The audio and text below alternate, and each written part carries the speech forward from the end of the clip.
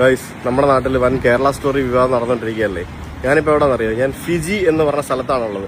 ഫിജിയിൽ എൻ്റെ പുറകെ കാണുന്ന ബോർഡ് കണ്ട, ഫിജി എന്ന് പറഞ്ഞ സ്ഥലത്ത്, ഫിജി എന്ന് പറഞ്ഞ രാജ്യം ഓസ്ട്രേലിയയുടെ മേളിൽ കിടക്കുന്ന ഒരു പസഫിക് രാജ്യമാണ് ഫിജി. ആ ഫിജിയിൽ അവരുടെ ക്യാപിറ്റലായിട്ടുള്ള സുവ എന്ന് പറയുന്ന സ്ഥലത്താണുള്ളത്. അപ്പോൾ ഇവിടെ കാണുന്നത് ഒരു ഒരു ഒരു ഒരു തിയേറ്ററാണ് ഈ കാണുന്നത്. അവരുടെ ക്യാപിറ്റൽ സിറ്റിയിലെ ഒരു തിയേറ്റർ. ഞാനിങ്ങനെ നടന്നു പോകുമ്പോഴത്തേക്കിനും ഇവിടെ കണ്ട ഒരു പോസ്റ്ററാണ് നമ്മൾ ഈ കാണിക്കുന്നത്.